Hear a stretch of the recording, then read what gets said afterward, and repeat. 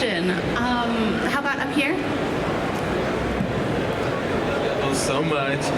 My favorite episode is when Guillermo comes out to his family, and the entire show is just so queer. And I want to know, like, how important do you think it is that it's such like an LGBT-focused show? Yeah. Let's hear it for Guillermo coming out.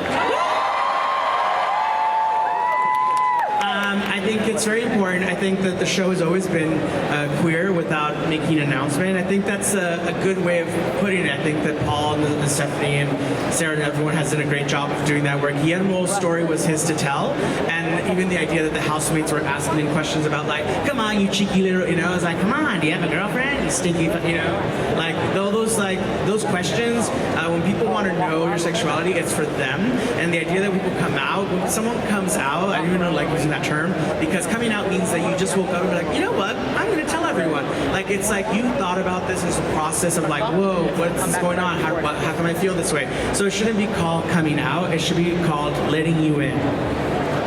So when someone lets you in, and what you do with that information is so valuable. You know, it's like what you do with that information can hinder your relationship, could hurt someone, could put them in danger, you know? And so when Guillermo came out, he really kind of let them in. He knew who he was, but you were bugging him about it.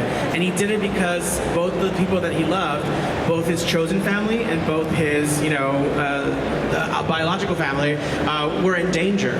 His Van Helsing family wanted to kill Nadja, and so he stepped in the middle and was like, stop, don't kill her, you can't kill her, and she's not my girlfriend because I'm gay, you know? And they did that. He used it as a shield, and he shouldn't have to use it as a shield, but he did, to protect two people that he loved, the family that he came from and the chosen family that he had made. So he used his like self as a shield, and I thought that was so brave of him. But we shouldn't have to use our sexuality, you know, as a shield. We should be able to tell people when we're ready, and someone's sexual like orientation is none of your business unless they want to share it with you. Thank you for your question. We're all like a little bit gothy, and like the media that comes out, that's like my favorite type of media, that's Latino media, is also very gothy. So what is it about our culture that you feel like lends itself to kind of like these gothic storytelling? I think it's a great question. I think that, you know, just by origin story, like Latino culture are great storytellers, you know, and I think that we, you know, I remember growing up and listening to stories of La Llorona and Chupacabra, like stuff that you would like, it's taught for like a lesson, it's like this like mythical storytelling that happens around a campfire, but also it's taught to like teach children discipline, and it's like you better not, el cucuy's gonna get you, and you're like, I don't want to meet the cucuy, you know, but I think that it's, I think we lend into it because I think for so long, it being, you know, Latino and also being queer, we're always seen as outsiders and we're not welcome to the party. That in the past we've always felt that we weren't welcome, and so we've created this world where it's like we can tell stories, we are storytellers ourselves of our past and our heritage and our culture. And I think that it's always funny when you think of those monster movies where the people who are chasing the monster is a person who's like not, you know, the person who doesn't belong or the outsider.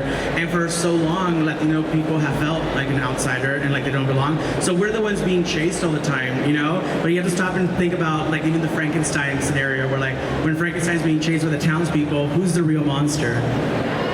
You know, the person who's chasing them or the person who's just living their life. And you were just thought they were so weird and put off by like, oh my God, I don't understand it, it's different, it scares me. So we're scared by things that, you know, we don't understand, but maybe we just took a time to learn about someone's culture.